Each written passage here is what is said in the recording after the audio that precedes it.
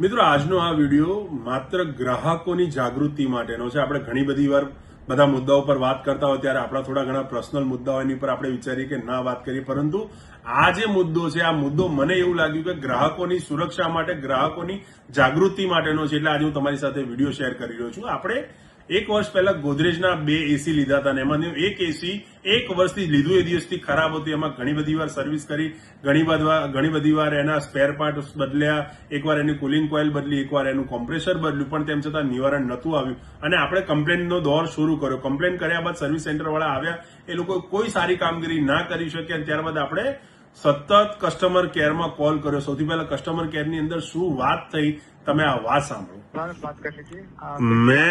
मैं तो सबसे बात कर चुका हूँ। कस्टमर केयर को मैं इसलिए इंटीमेशन दे रहा हूँ कि पिछले 1 साल से मैं एसी के लिए हैरान हो रहा हूँ, परेशान हो रहा हूँ। अगर अभी भी सॉल्यूशन नहीं आ रहा है तो कल मैं इस एसी को गधे पे बांध कर अहमदाबाद में घुमाने वाला हूँ। भी आपको दिया सफिशिएंट टाइम में, आपको कंप्लेन भी की है और सफिशिएंट टाइम में आपको मैंने जो करने वाला वो भी बताया। पिछले 23 मिनट से मैं होल्ड पर हूँ और आप बता रहे हो कि आपके एक भी हेड या आपके एक भी एरिया मैनेजर आपका कॉल रिसीव नहीं कर रहे हैं।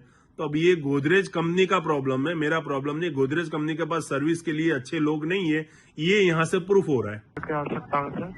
मैं फिर होल्ड पे बैठूं, कोई बात नहीं, आप आज पूरी रात होल्ड पे रख सकते हो मेरे को। मैं आज पूरी 35 મિનિટ થી ગોદરેજના કોલ સેન્ટર ઉપર હોલ્ડ ઉપર છીએ ને હજી આનું સોલ્યુશન આવ્યું નથી। મિત્રો, આપણે સાંભળ્યું કસ્ટમર કેરનો એમના એરિયા મેનેજર છે મિત શાહ સાથે કોઈ જાતનું કોર્ડિનેશન નથી, કોઈ સંપર્ક નથી, એમનો ફોન પણ નથી ઉઠાવતા।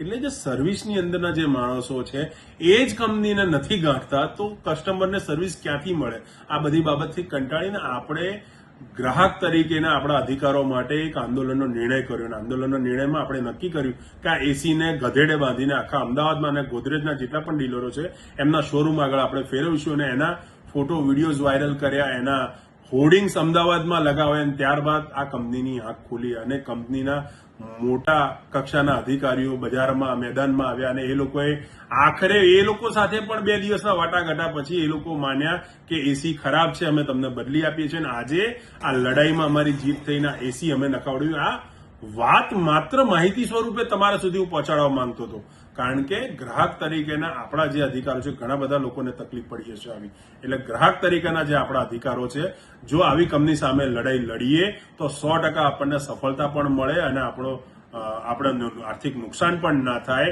આ વાત મારે તમારા સુધી પહોંચાડવી હતી, સુધી આ વિડીયો બનાવ્યો હતો। જય હિન્દ।